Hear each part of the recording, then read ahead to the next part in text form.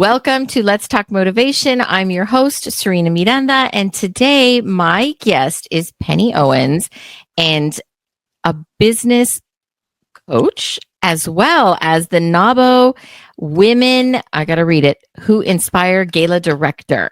This is serious because everyone loves a gala, and I can't wait to talk business and talk gala with Pennie. How are you doing, Pennie?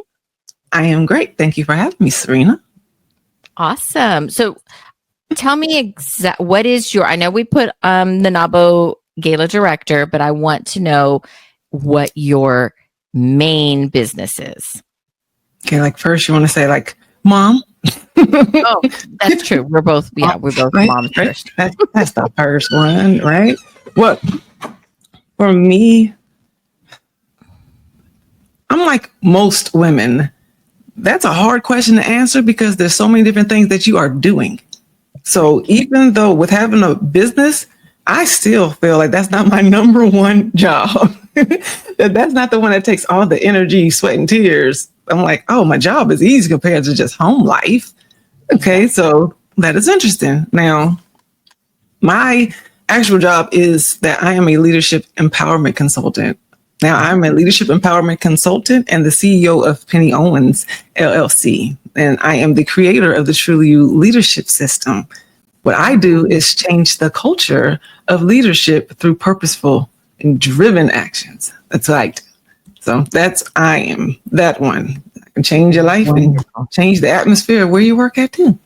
That is more than a coach. You are changing the leadership of businesses. And yes. How long have you been doing this?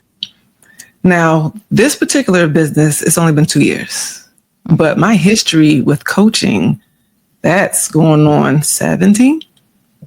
Wow. Yes, it's different, but it's all the same work when you really think about it. You know, coaching and consultancy, you're listening to someone give you guidance. They're from the outside, they're looking in, they can see a problem that you may not be able to see yourself, and they give you solutions. And I'm all about expediting the process of everything. Yes. Everything.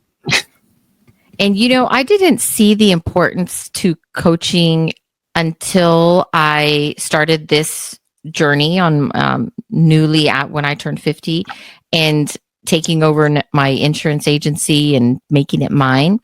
And now that I have 50?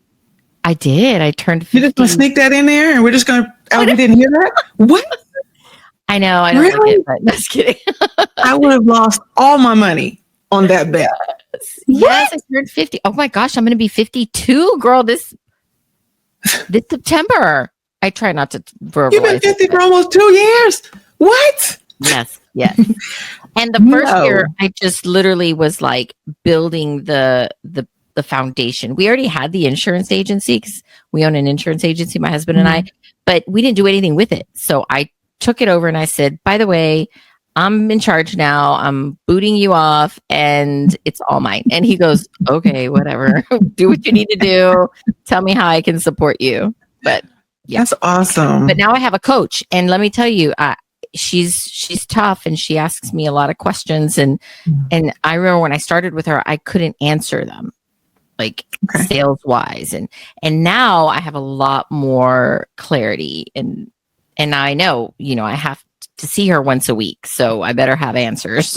Yeah. Look, yes. But it's easier once you start the process. I love questions. Yeah. I absolutely love questions. Well, let's start because I have some questions for you. Okay. So tell us about a moment that you realized you were being called to lead from a place of purpose. Oh, I just love that question. So a moment for me, that moment was over a stretch of several years. And I mean, really, I'll just give you the whole backstory for it because it was over several years. And it was in my 20s. Okay. In my 20s. I'm still thinking about how old you are. I cannot believe it. But in my 20s, after a failed marriage and 100 emergency room visits, okay, I was told that I had several brain tumors affecting different parts of my body. Right. And after 2 years, I couldn't stay in denial about it. I had to, figure something out, but I was alone. Like I said, failed marriage. I was alone and I still had young children to take care of. And life doesn't stop for anyone. Man, women, rich, poor. Life has no favorites. So That's right. I decided that I was going to keep the tumors. That I was going to keep the brain tumors. No surgery, no risks. And I was going to use the time that I had intentionally. I went on every single field trip. I ate well. I did the research on natural remedies, and I was excited about it. I was checking off all the boxes, right? Just getting everything done. And I told God that I wanted it all and let his will be done. And guess what? His will included me going back to school and becoming a master life coach from my bed. My bed, which led to me fulfilling my purpose. And I began helping hundreds of leaders, especially women, to live in their purpose. I got remarried and I gained extra children. So I was like, this is great. But my health, it continued to decline. Like it just still went down. So, and that was just because the truth still remained. I had brain tumors. Right. And I had to look at that. They had grown, and then the only thing that we didn't know was that whether or not they were malignant or benign. We had did everything. We had did everything. And unknowingly, during this time, like this journey, I ended up fighting for my life. And during the time period that I had accepted death, I actually created a life worth fighting for. So I prayed for next steps. And you know what I got? I got, do you trust me? God had already done so much for me, and I went ahead and set up for the surgery. So I had the surgery, and it was almost a waste of time. It just made us more confused. It was too risky to finish, and all we found out was that it wasn't cancer. They closed me up, tumors intact, intact. And here I am, 4 years later, stronger than I've ever been my whole life. Oh my God. God healed me. And with this new life, I'm going to spend it serving him, period. That is amazing. Well, I don't know, but you said all we found out was it was not malignant and I'm not cancer. And I think that's a huge part of how important it was for them to open and check, because they probably, would they do a biopsy? They wouldn't have known. That's what that initial surgery was supposed to be, for a biopsy. But the doctor was like, okay, there's no reason. Because when I say that everything that I had, a diagnosis for every single part of me, I was completely disabled. I was completely disabled. Who you see in front of you right now is not who I was years ago. I'm talking about on canes, not being able to walk. My children helped bring the groceries in. I could not pick up a gallon of milk. Completely different. Only awake for like 3 and 4 or 5 hours a day. Completely different. Now, so this was supposed to be the biopsy, but the doctor's like, okay, if I go in there, I don't want to risk you. I'm blind. Right. The tumors were inside the trigeminal nerve. It's inside a casing, so which is why we couldn't see them. He said, I'm just going to try and go for the biggest one. Maybe I'll scoop as much of it as I can out, but there's a very high risk that I'm going to go blind. I'm already pretty much legally blind, so that's not going to work. Yeah. So that was supposed to be the biopsy, but he's like, we're going to do as much as we can. We'll get some out. I had some spots on my crane, so I actually had the brain surgery, the biopsy, and a craniotomy. And afterwards, it was interesting because he was just like, I don't know. We've tried everything. They sent the samples over to other universities and other hospitals, and no one could figure out what the tumors were made out of. They just confirmed that it wasn't cancer. Oh my gosh. And he's like, I'm not going to keep messing with you. It's too risky. So yeah, they closed me up. Tumors intact. But it was God, the reset button afterwards. That is a purpose. That is a place of purpose for the beginning, right? Oh my goodness. Because you're just like, I was prepared to die. I had a will and everything.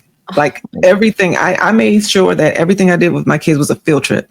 HEB was a field trip. We learned how to read and spell, and because they were little, everything was amazing. Every conversation was on purpose, because I did not think that I was going to be here to see them graduate at all. Yeah. I had accepted it, and that was the reality. I prepared my family for such things. Like I said, I wrote my will early, and it was just like, I'm going to make this time count. But to go through that, and not only was it, scary because it's brain surgery, but I'm hypersensitive to everything.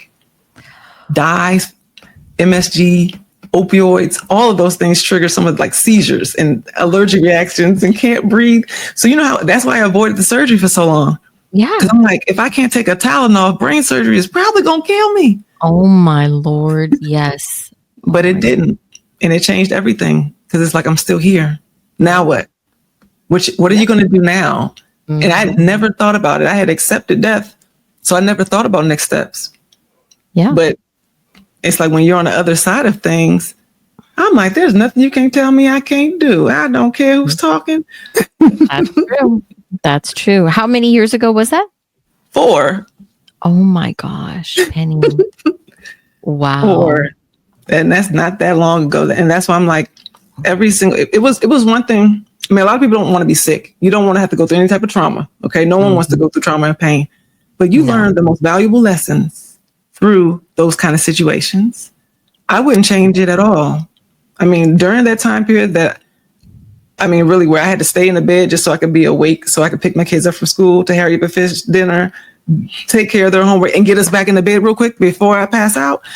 Oh. Those days taught me how to really appreciate every single moment. Like every day, I've been just excited and curious.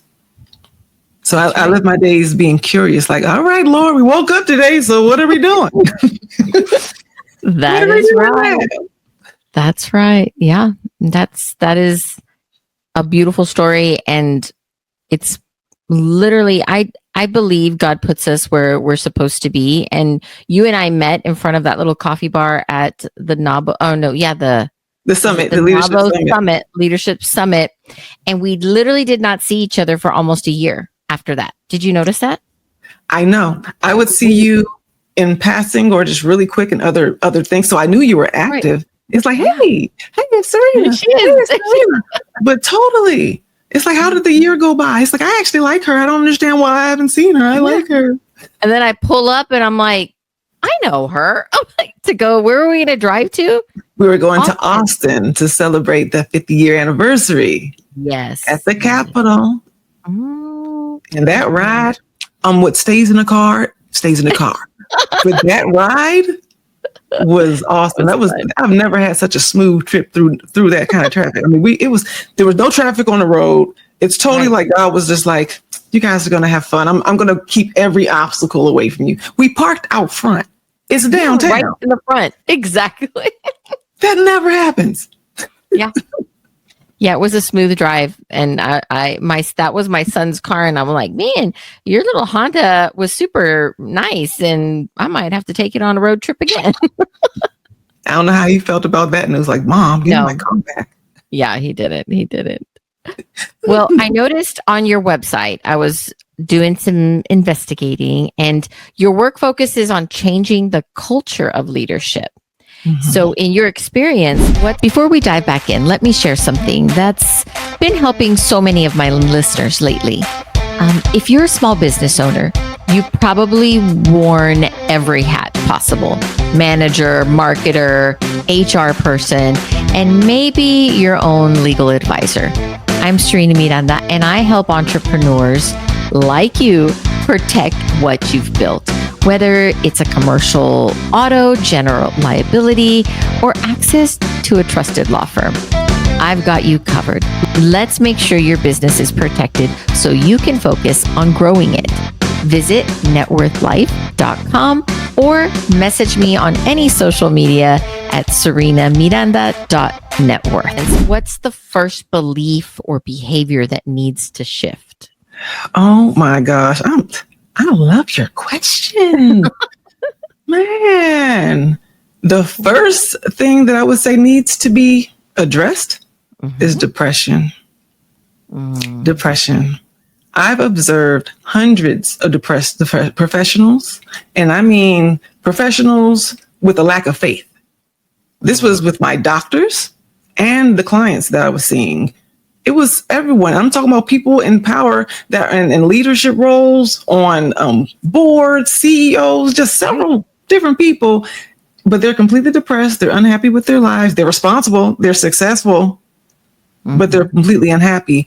And they influence our communities. Like, they influence our day-to-day lives. And I saw that too many times, almost every single time.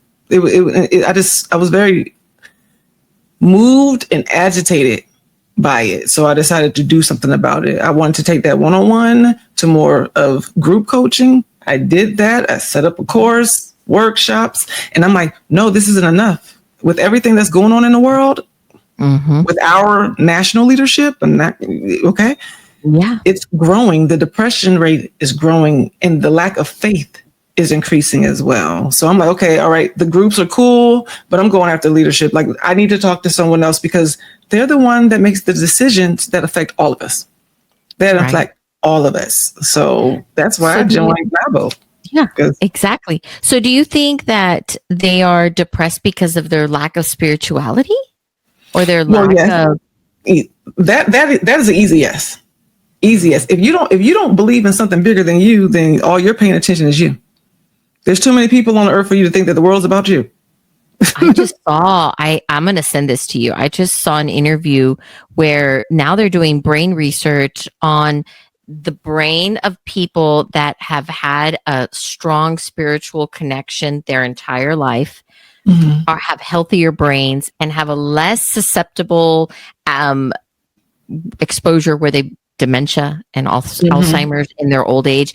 And the ones that have documented absolutely no spirituality, whatever it is, right? Whatever your spirituality is connected to, they are more sickly. And I was like, that is incredible. It was amazing.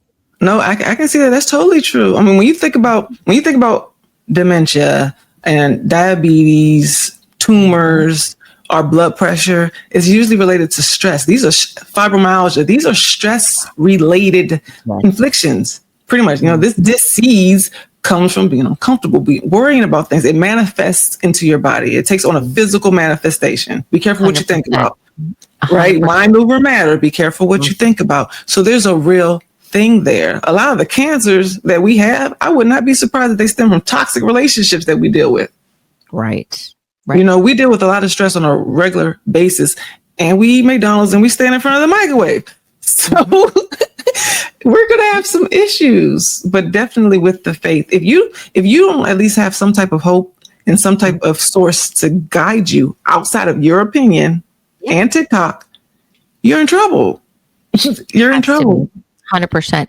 And positivity, because I'm big on having a positive mindset and really feeling that everything's going to be okay, because I've gone through some crazy stuff. We survived. I like to say we survived the 2008 crash because we had a business, and we went from literally having income from one day to the next and having absolutely no money, and 3 babies, a little dog, and thinking, how am I going to feed everybody? Right? How am I going to? So that fear and the worry, it makes you physically ill. It can make you ill. And just this, I was at church the other day, and I was walking, and I saw this guy's t-shirt, and I was like, I want one of those. It said, if you were to pray as much as you worry about a problem, you'd be okay.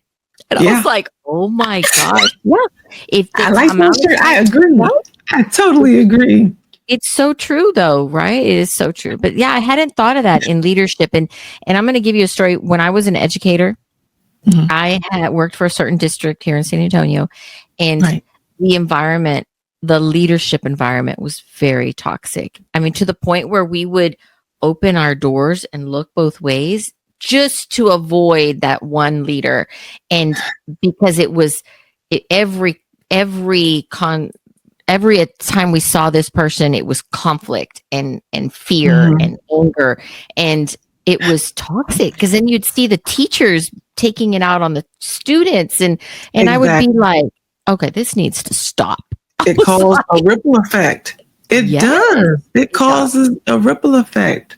And that example is exactly what I'm talking about. And that's just because we don't think about it for how deep it really goes. we didn't say that the ripple effect was only 1 or 2 people.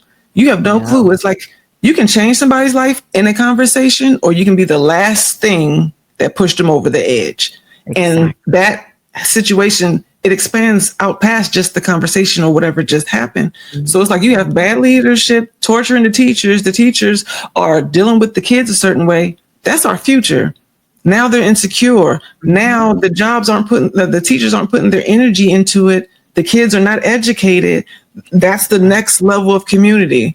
Like, it's so much bigger than we just think, okay, well, I'm going to work and I just don't like my boss today. It's bigger than that. And then the teacher takes it home and the child takes it home, and then it's just dominoes everywhere. You ever seen like those zombie movies? It's like you get one infected, then it just spreads out. Yeah, that's how depression works. Seriously. I agree. Yeah, that's really it's really true. Important. And that's why I couldn't continue to watch it.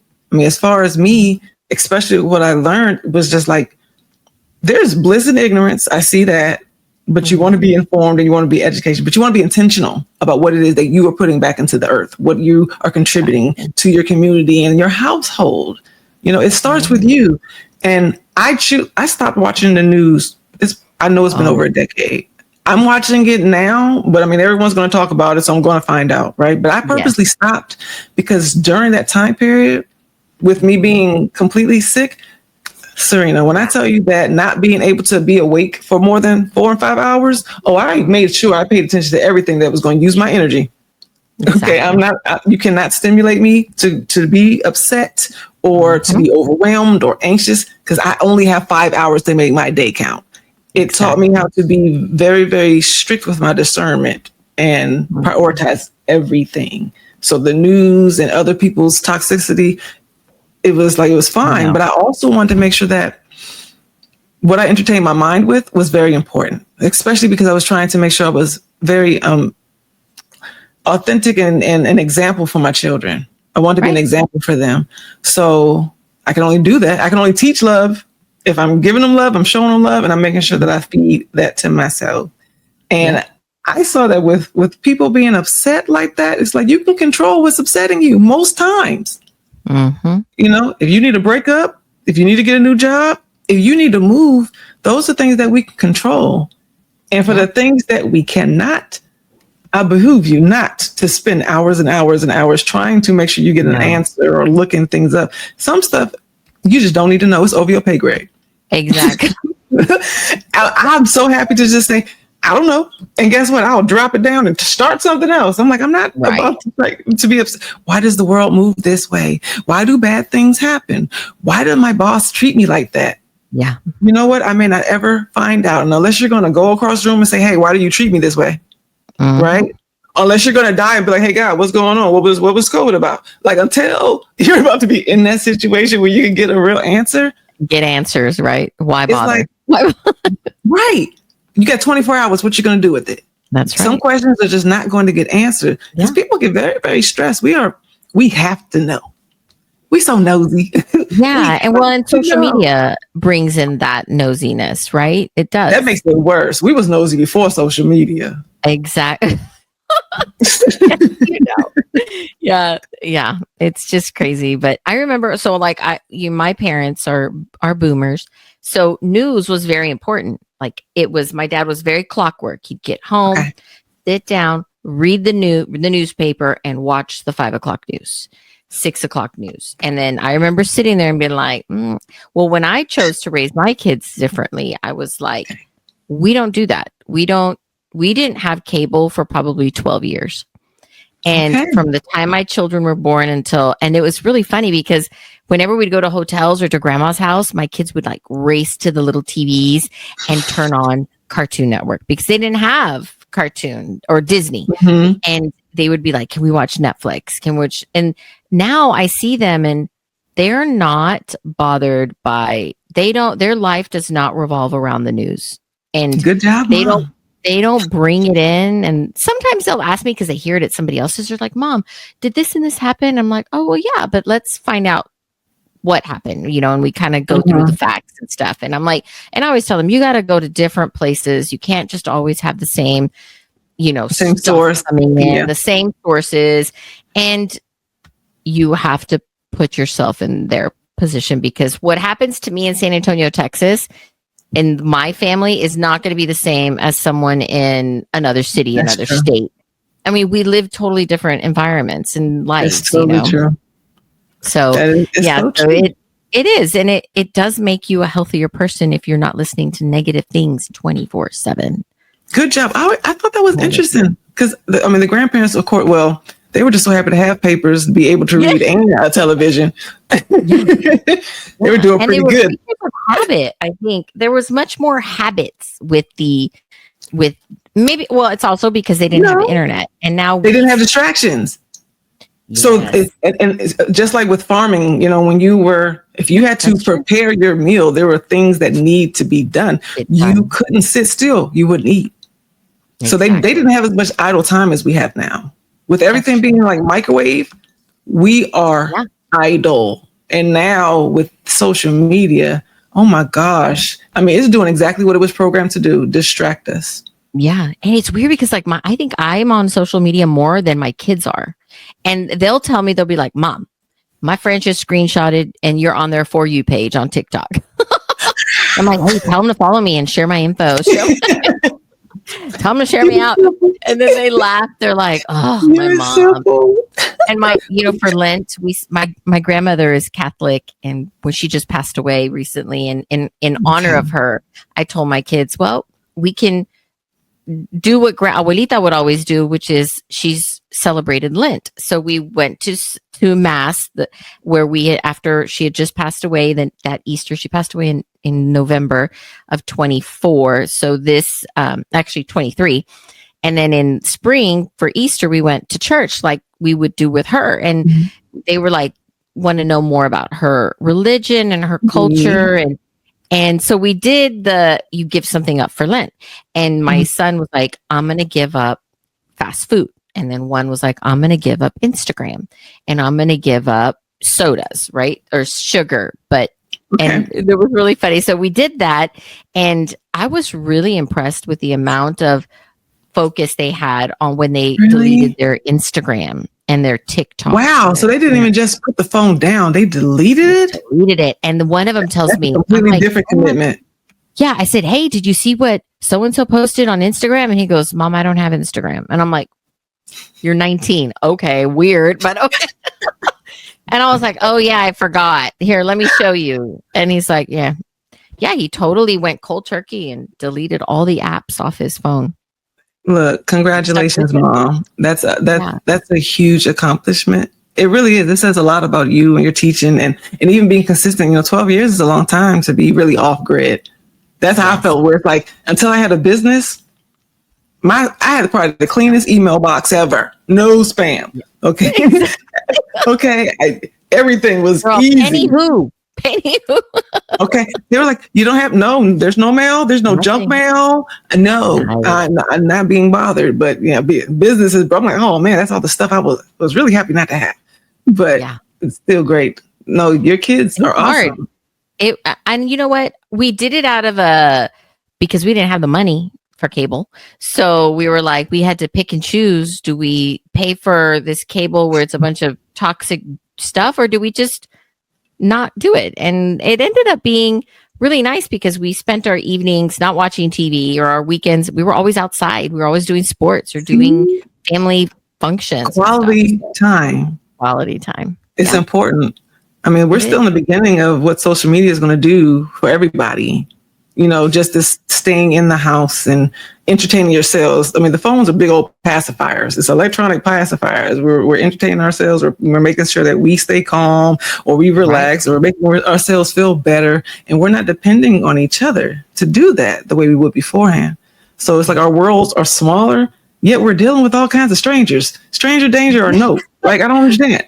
I love this. There's a joke that says, wait a minute. It used to be, don't talk to strangers. Now it's like, hey, DM that stranger. Right?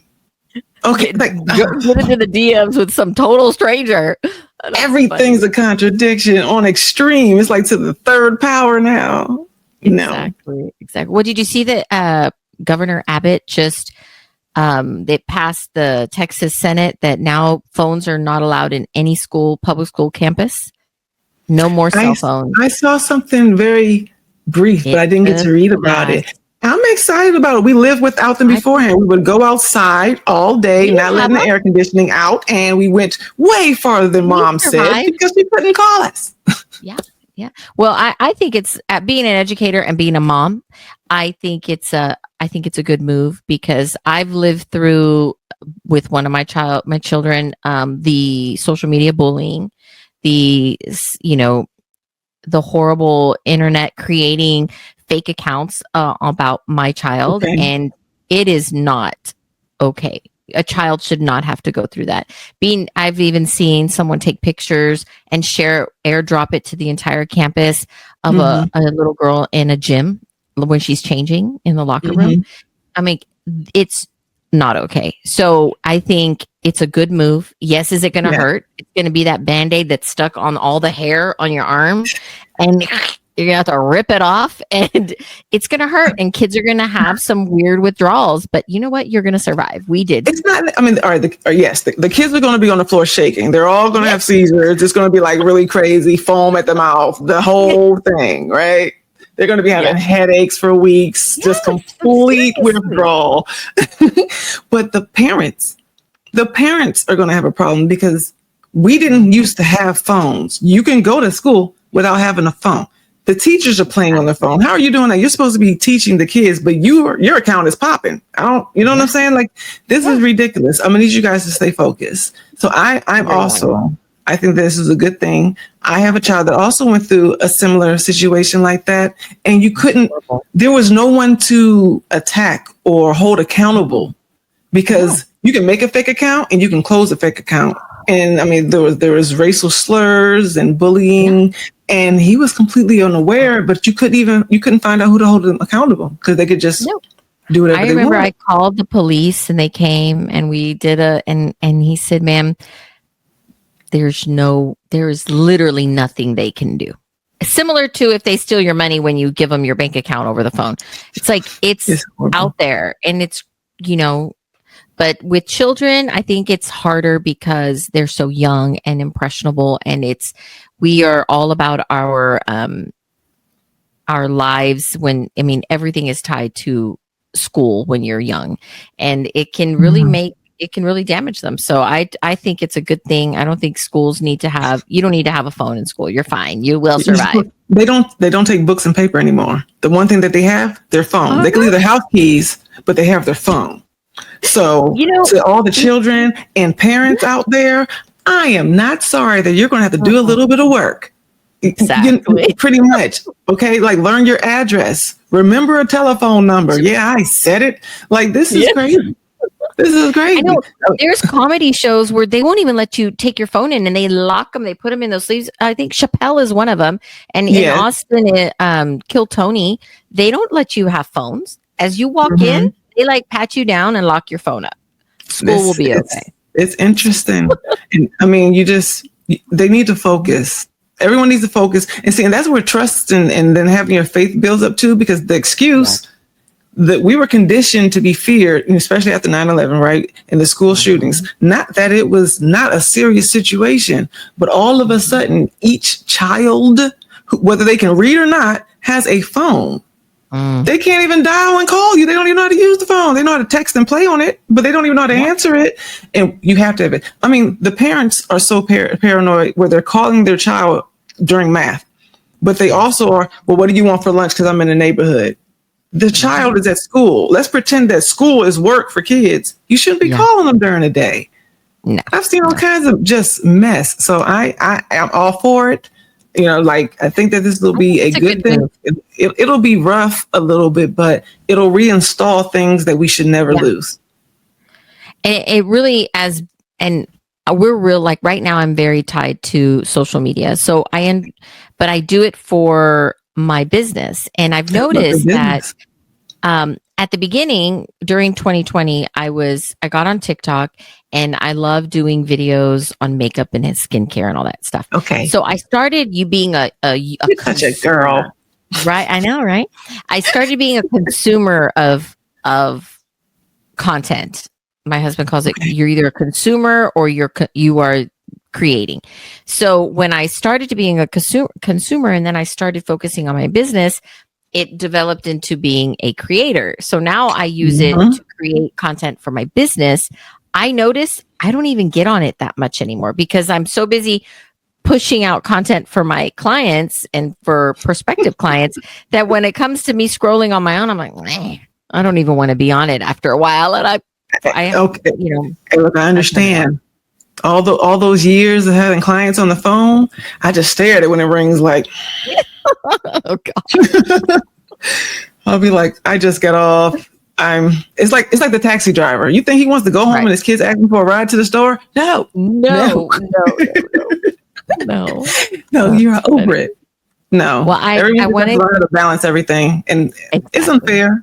Even if you don't care about social media, life now is kind of forcing us to go digital, to go paperless, and we have to engage, right? That's the direction that the world is going. But at least you and your kids are still very mindful to keep what's important and the priorities things and balance it. That's all you can do is balance it now. Exactly. And I don't know if you've noticed this with your clients, but a lot of my clients are coming from big insurance agencies where it's like on the internet and you just call, they're not really talking to one person. And now they're like, Serena, I'm done with that. I just want to work with an insurance broker that knows me and is local and is working, it knows business. So it's like I see people pulling away from the big box, big internet, AI, we'll just call it what it is. AI and all everything. That because it's annoying. When it went human first started, people went human. It's like it's smart. That's exactly what I asked for. I'm on the phone, literally human. Okay, 000 human person operator, not you. Skin like yeah. Who do you want to talk to? A human. A human. Every time I talk, I'm like, I'm so happy to be talking to a human. I'm like. Because it doesn't work. We are still programming it, but people depend on it a lot. Yes, it's very smart. It moves really quickly, but haven't you guys seen enough movies to know that this doesn't end well? Right. Oh, girl. Oh my gosh. Okay. So there's an interview with, what's his name? Elon Musk. And he's talking with, Senator Ted Cruz and some other guy on their podcast. And he asks him about 10 years from now. And you need to watch it because Elon is really funny though, because he's so brilliant that it's kind of scary sometimes because it's like, I don't know how much of this is true or if he's scaring us, but he said it could go two ways.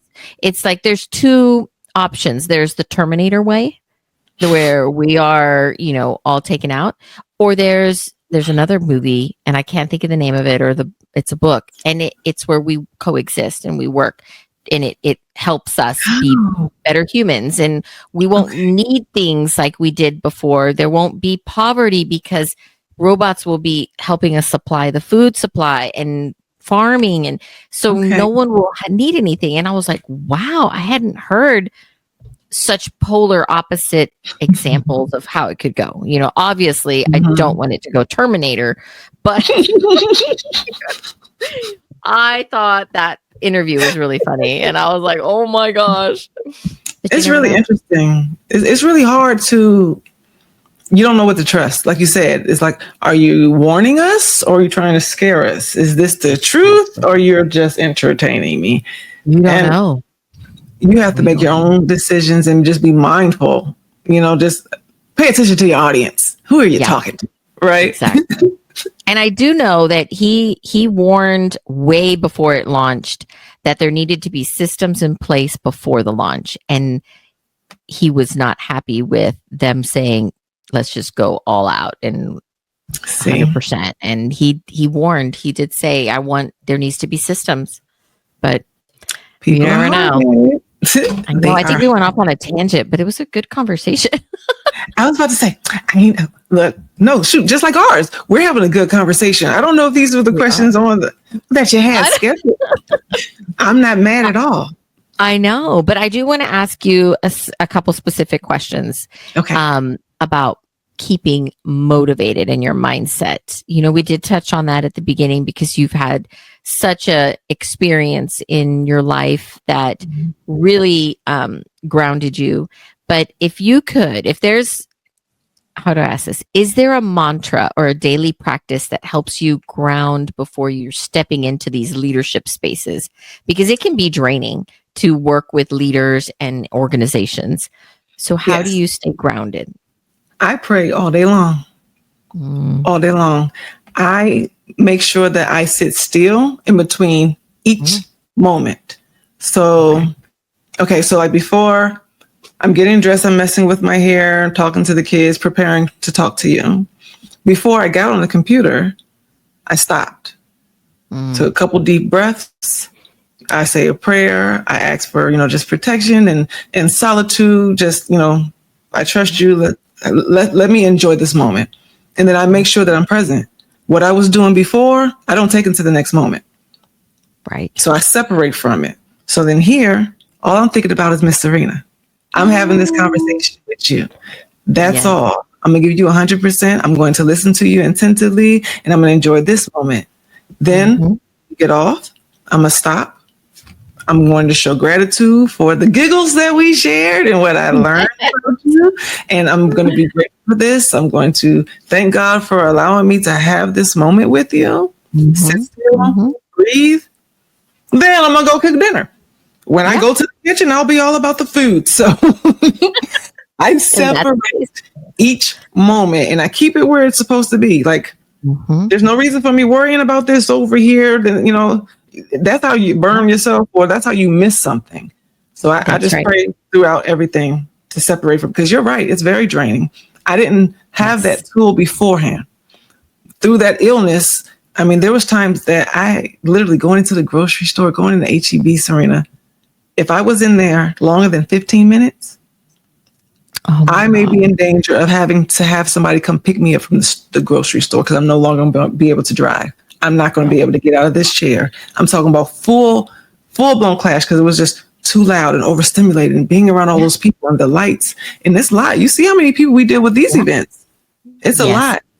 But you have to learn how to separate from them, leave them right there where they are. That's right. I make time count, like definitely. I don't waste my energy on things that don't move me forward or as a family or my business. And it's like, we gotta move that aside. It's not going to give me forward movement. And my grandmother, my abuelita, who was 101, she used to say, siempre adelante. And she would point forward. I have a video of her. I would interview her and I'd ask her, hey, give me some advice. And she'd say, always, she's like, you always go forward. She goes, you don't look back. You don't go backwards. You go forward. I like her. She goes, you get this. She goes, you get this far and then you go forward even more. And I was like, I mean, it was just like so like powerful. But yeah, making it count and being in your space, like where you're at, that's so important. That is so important. You have to. I'm with her. Like, you can't cross the street looking behind you. I understand you want to look to your left and your right, but it's like, no, look in front of you, because you're not going to see what's coming if you're not looking in front of you. It's back there for a reason. Leave it back there. And sometimes society and the news, they want to pull you into this back here. And it's like, no, we got to get going this way. It's like, look, I am a firm believer.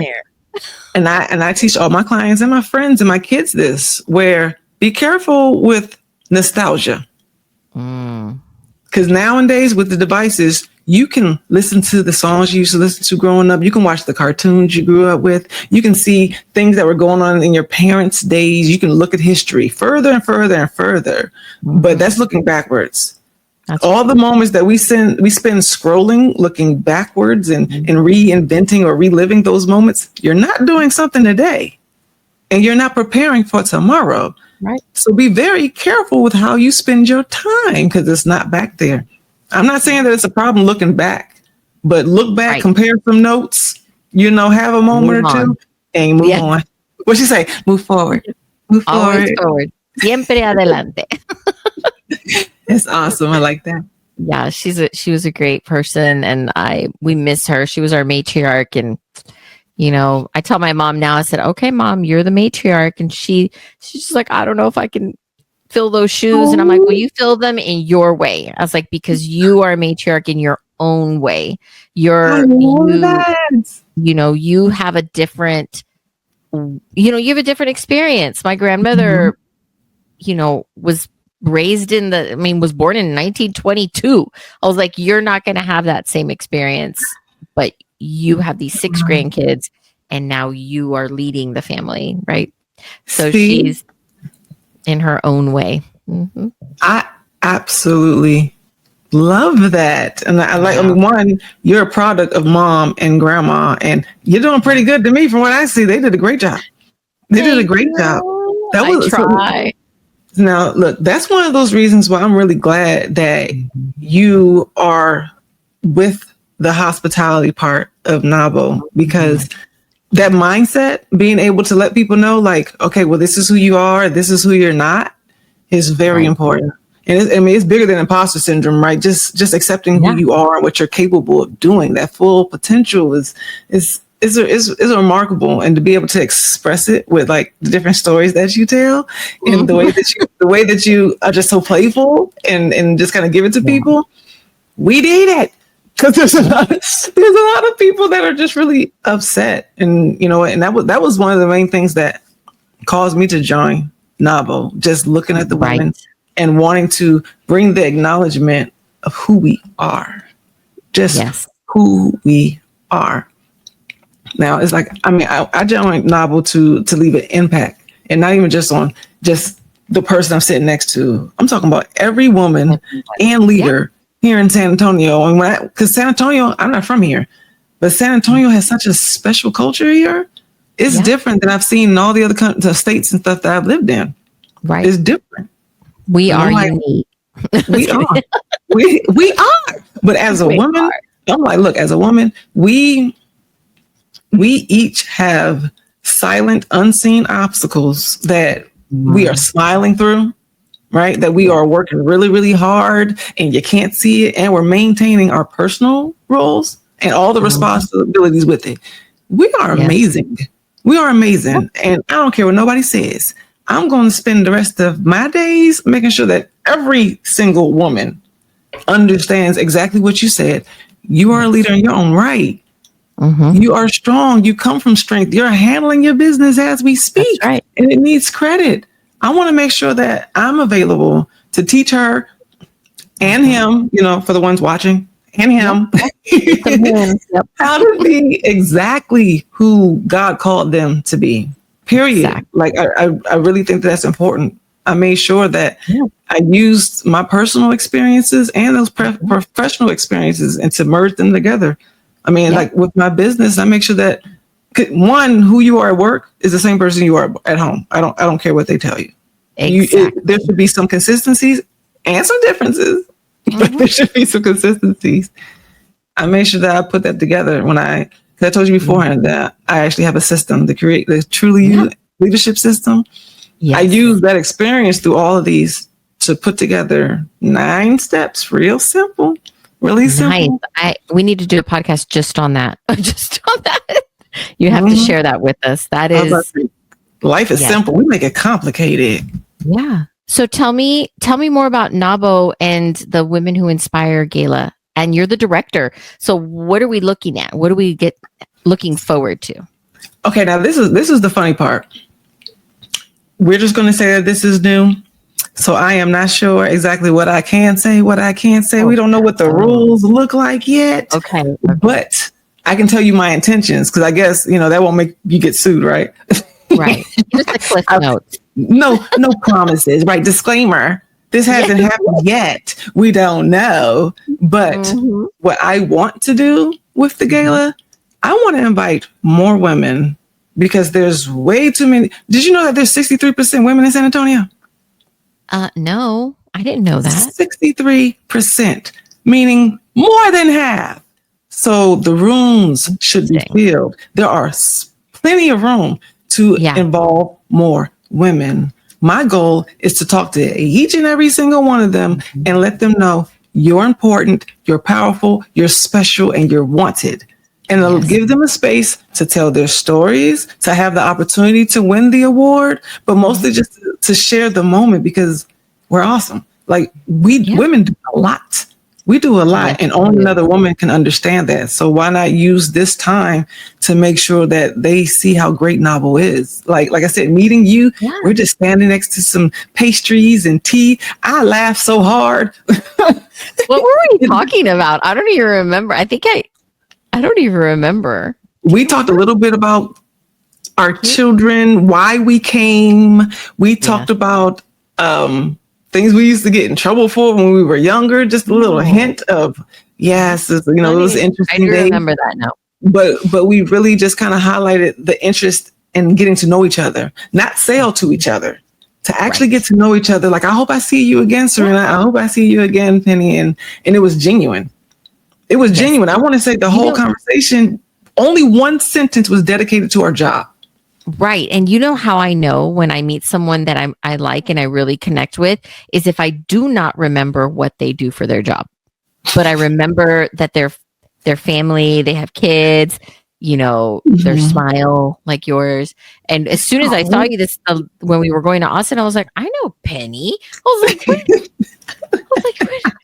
have you been? I was like, why haven't I not talked to you lately? But right. That's how I know I've really made a connection, because I want people to remember Serena, not Serena, the insurance broker. The insurance agent. You're so much. What's funny is insurance agents, usually you're known for being boring. You are not. You are not at all. I'm like, oh, she just bought you guys some hope. Maybe I'll actually have a conversation with you, but usually they're boring. You are not at all. So when you have a real connection, it's easy to listen to. Like, I would listen to what you say about insurance. Which one is the best? How do I, separate the two? Which one should I prioritize? Because I can have an actual conversation with you, and I understand that you actually are listening to me, that you care. When people talk to each other, I'm talking to all of you guys. When you talk to each other with your business card on your lips, that's all we see or hear. And it's like, I don't know if your eyes are brown or blue, because that was all you put in front of me. That's why I like NAWBO. I really feel NAWBO has, and I have met a previous, she's actually one of my clients, but I met her at an event and she said, oh, I used to be a member. And I'm like, why aren't you a member anymore? And this is a couple of years ago, or right when I had first joined.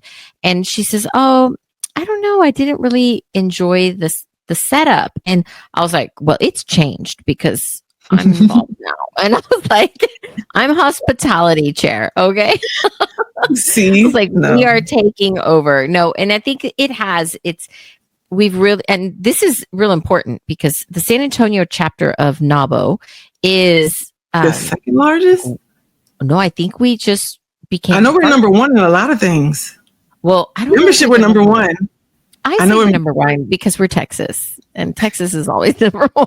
I don't know if other states are going to get mad and be like, "No." See, and look, you got all kinds of Texas supporters now, but like, we're number one. Right.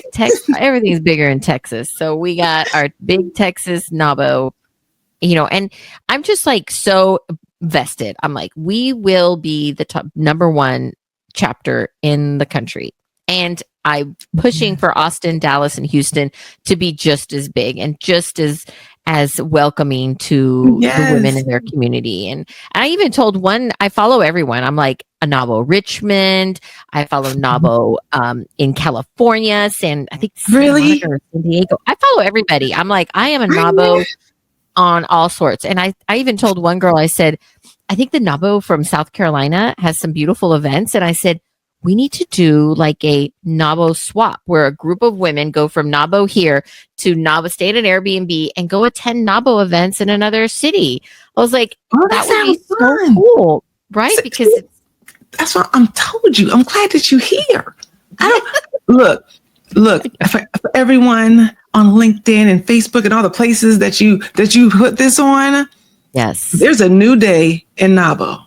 Exactly. There's a new day in NAWBO for sure. Because you can't have this many ideas, compassion, and genuine passion and advocacy and not have change and not stimulate some true progressive and aggressive impact, like just positively.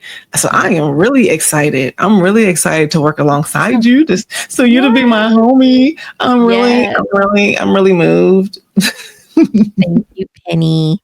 We've gone way over the long form content for YouTube. It's been a 58-minute conversation. I think That's funny. Well, YouTube will still keep it. I have a podcast on YouTube. They'll still hold on to now. Instagram will cut you off in 2 minutes. I know, but it's going to be good reels. I'm really excited on the short form content that we're going to be able to piece together from this interview. Well, thank you, Pennie, for joining me today. I really enjoyed chatting with you, and we need to do it again and learn more about. Before we leave, where can people find you and how can people work with you? Okay, so the best way to touch all the buttons is my website, www.pennieowens.com. They can get to your social media off your website as well, right? LinkedIn. Yes, they can. And then I'm on Instagram and Facebook and YouTube. But that's where all the buttons are on the website. On the website, pennieowens.com. www. www. I know sometimes if you don't put the www, it'll... Yeah, you'll end up in Narnia. I know. I've done that. And I'm learning too that Pennie outside, no matter how loud you say it, it sounds the same, but it's PennieOwens. I found out just recently that there's a Pennie with the Y, Owens.com. I mean, she has beautiful flowers and pictures, but that's not my page. That's not it. So spell it correctly. With an IE, just like it shows on the picture right here under Pennie's beautiful face. It says PennieOwens.com. Thank you. www. Awesome. www.pennieowens.com. Perfect. Well, thank you for joining me. I appreciate your time, and we'll connect later and do another show. I'm sure we'll have more to talk about. We'll get into all kinds of trouble. I'll see you at the NAWBO. I'll see you at the NAWBO event. See you soon. Bye. Bye.